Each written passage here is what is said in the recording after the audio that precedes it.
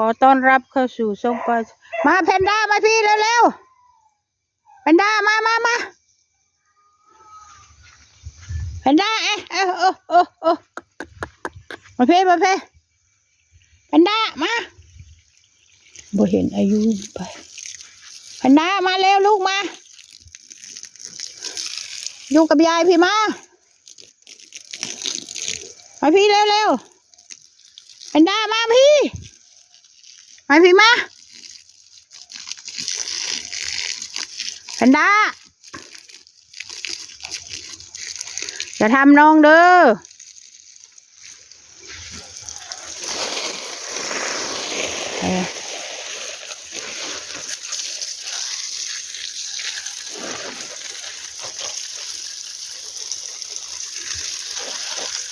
รดต้นไม้ให้หนูนาก่อนหนูนาไม่สบาย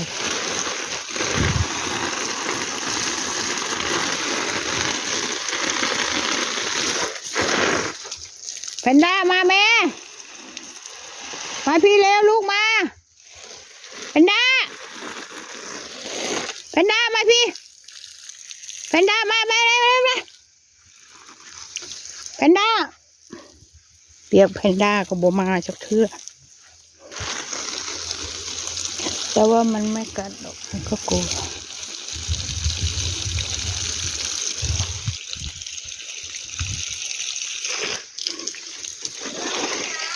ฮะพะโลแวว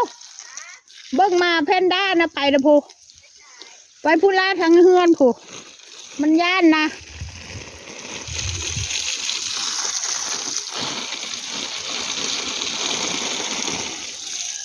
มันย่านเด้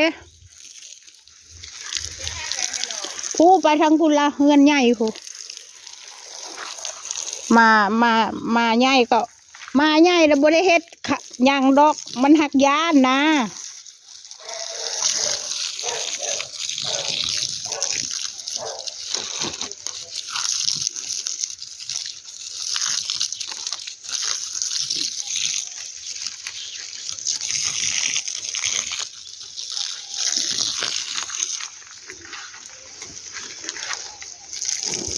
เอาละแม่หุ่นตะไคร่นะแววเก็บตะไคร่ไปก่อนไปเดี๋ยวยายไปซอยเองเก็บให้แน่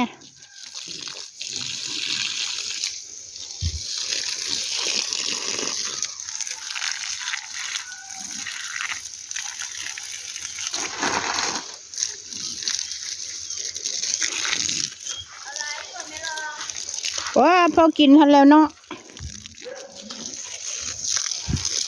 ลายอยู่ไรเอาตำกินเมี่ยง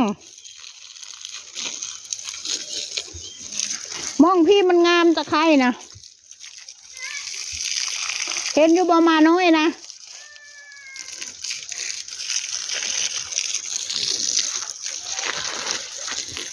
มันย่านมาใหญ่นะเบิ้งมันเลยเด้อนี่ต้นสละค่ะต้นสละหรือต้นอะไรนะนี่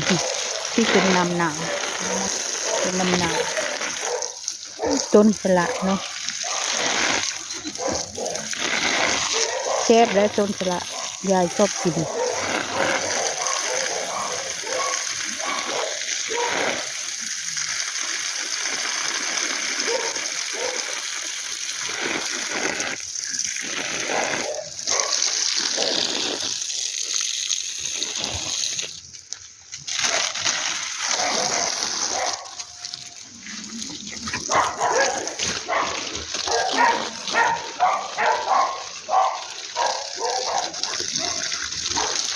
นี่ต้นมักนี่คือต้นขนุนค่ะ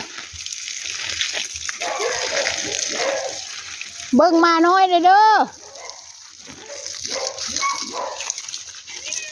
โอ้เพนด้าอยู่คนเดียวเงี้ยเพนด้ามานี่แล้วลูกมา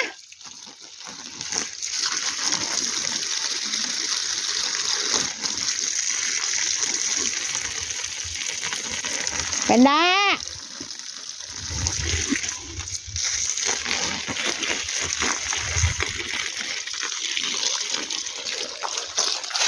มา มันก็ไม่อยากมาบอกแม่นอายุยมาอายุยมันเราเรียกมันก็ไม่มาเลยเนาะ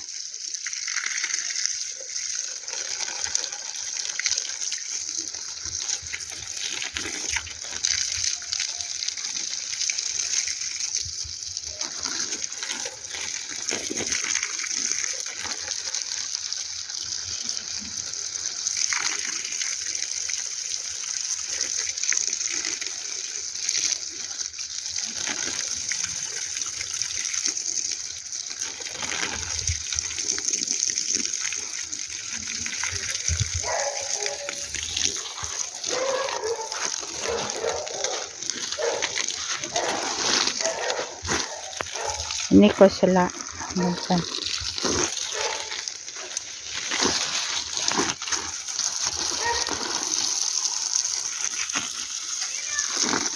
มันไม่ไปกับเพื่อนบอก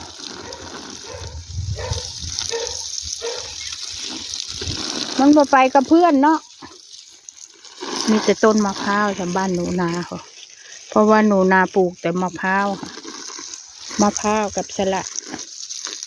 มะม่วงก็ปลูก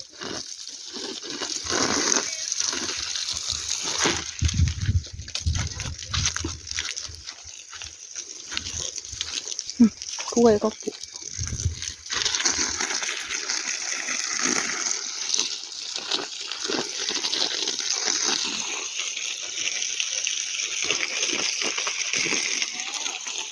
อยู่คนเดียวบ่แววมันนะ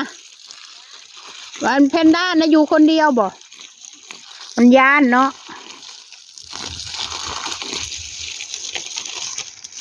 มันย่านเหรอ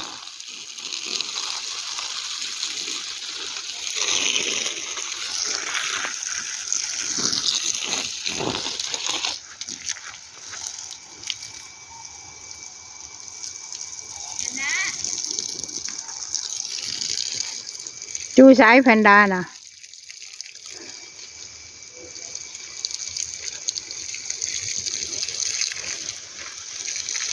แพนด้ามาพี่มา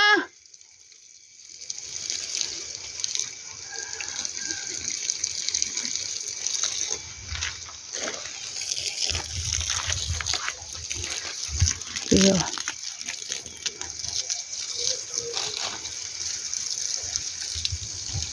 เวลชิโลแพนลาน่ะฮะจูกกม่วงนะบ่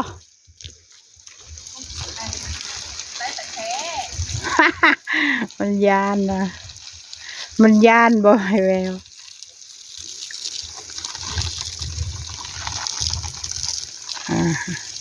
ประมาณนี้ค่ะบรรยากาศบ้านโนนานะคะ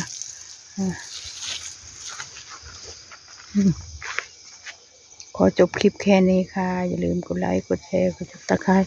กดกระดิ่งให้คุณยายด้วยนะคะฝากกดติดตามนะกดดูคลิปให้คุณยายด้วยค่ะขอบคุณหลายๆเด้อค่ะบ๊ายบายขอจบคลิปแค่นี้ค่ะ